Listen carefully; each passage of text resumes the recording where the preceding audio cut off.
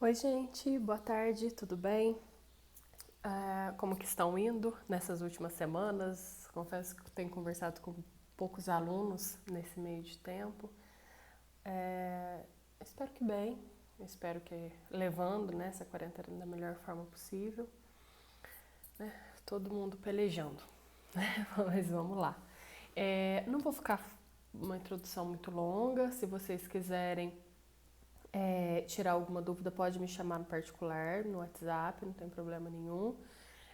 O que eu tenho para falar para vocês é o seguinte: dois pontos. O primeiro, a nossa matéria vai mudar, na verdade, ela vai sofrer uma inversão, tá bom? Só para vocês já entenderem. Não sei se vocês já deram uma olhada aí nos PETs, não sei se vocês tiveram curiosidade de ver todos os PETs, mas nós estávamos falando, a gente ia começar com a Primeira Guerra Mundial e agora a gente vai para a história do Brasil. Então, lembra que nós conversamos, eu falei que ia falar de história geral e no segundo semestre história do Brasil? Não vai dar mais certo porque o PET a gente é obrigado a seguir. Então, nós vamos para a história do Brasil, começando com a proclamação da República. A minha intenção é gravar vídeos para vocês, conforme a gente for se adaptando, eu posso colocar mais alguma coisa, mas a minha intenção inicial é gravar essas aulas com explicações para que vocês não se percam e a gente possa ter um diálogo um pouco mais amplo, tá bom? Se vocês tiverem alguma sugestão, tô aberta, mas eu já falo desde o princípio que eu não sou muito boa com tecnologia, então eu vou precisar de um pouco de ajuda de vocês também, tá? Pois bem, a matéria, o tema é conflitos no mundo contemporâneo. O PET, ele fala bem rapidamente sobre a crise da monarquia e já fala da proclamação da República, fala da organização política, social da época e fala de todas as revoltas da Primeira República. Então é muita matéria, gente, é muita coisa para a primeira semana. Então eu vou tentar gravar uns 2 ou 3 vídeos para vocês e vou soltando durante a semana, beleza? Pois bem, a primeira coisa é a crise do período imperial, né, da história do Brasil Império. Lembrando que a história do Brasil ela se divide em 3 fases: Brasil Colônia, Brasil Império e Brasil República. Tá bom? Vou falar bem rapidamente dessa transição do Império para a República. Dentro do Império, nós vamos ter 3 fases, que é o primeiro reinado, período em que o Dom Pedro I governou, depois o período regencial, que é a fase em que o Dom Pedro I abdica do trono em favor do seu filho, Dom Pedro II, só que ele ainda não tinha idade suficiente para governar, por isso regentes governaram até que o Dom Pedro II alcançasse a maioridade e pudesse ser coroado, ok? Segundo reinado, que é o que mais importa para nós nesse momento, 1840, né, que é a coroação do Dom Pedro II, até 1889, que é quando acontece a proclamação da República. Então são 49 anos de um mesmo governo. É muita coisa. Então, obviamente, vai acontecer muita coisa. Nós vamos ter o episódio da Guerra do Paraguai, que vai resultar na profissionalização do Exército Brasileiro. Nós vamos ter a Lei de Terras, que vai garantir a permanência do latifúndio na história do Brasil, provocando profundas marcas dentro da nossa estrutura socioeconômica até hoje, né, que se refletem até os dias de hoje. Nós vamos ter o início das leis abolicionistas, o fim da escravidão. Então são muitas mudanças, mas também muitas permanências que, como eu disse para vocês, vão se refletir até os dias de hoje, tá bom? Então é o seguinte,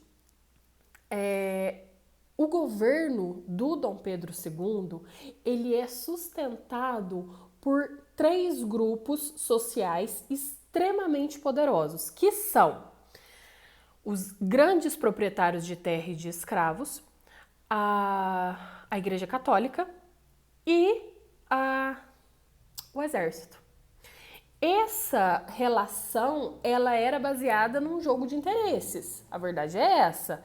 Esses grupos, eles meio que apoiavam o império desde que o império conseguisse retribuir de alguma forma.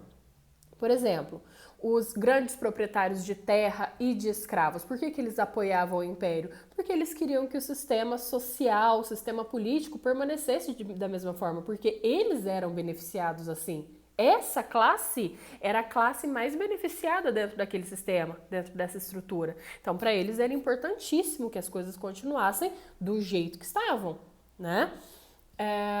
A Igreja Católica, o Brasil não era um Estado laico. A Constituição de 1824 garantia que o Brasil seria um país cuja religião oficial era a católica. E a Igreja Católica, ela exercia um poder, uma influência gigantesca no Brasil. Uma coisa absurda, tá?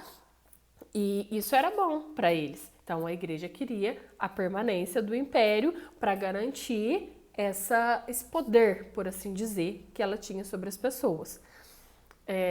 Além do que o próprio governo meio que sustentava, né, a igreja, enfim.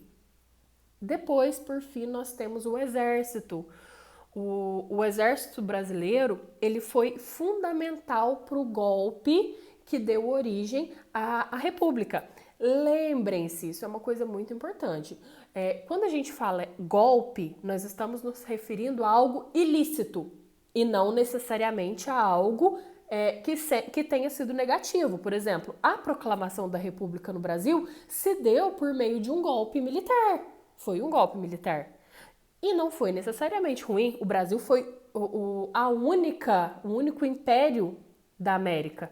Então, não foi necessariamente ruim. Só que nós temos também, por outro lado, outros golpes que, por exemplo, eu particularmente acredito que tenham sido terríveis para a nossa história, para a história do mundo, né? Então, isso depende do ponto de vista, daquilo que você acredita, né? Então, isso é muito importante enfatizar.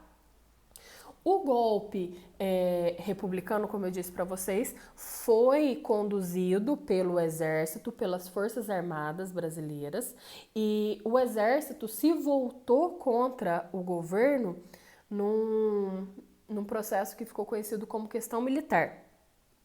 O Exército, ele saiu heroicizado da Guerra do Paraguai, vitorioso, né? O Brasil era meio que o líder da Tríplice Aliança, venceram Solano Lopes, que era um ditador. Então, nossa, o Exército Brasileiro são os heróis, né? Da América do Sul.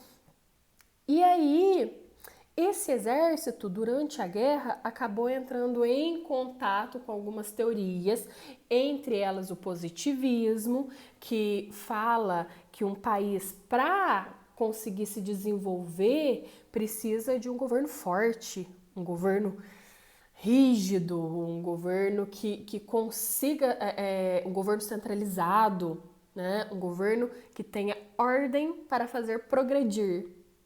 Alguma semelhança aí? E aí, quando os militares chegaram da Guerra do Paraguai, eles pediram para o Dom Pedro II espaço no cenário político. O Dom Pedro II, autoritário como ele era, né, com seu poder centralizado, não aceitou. E esse exército acabou se voltando contra o império e fortaleceu a causa republicana. Então, essa é a questão militar.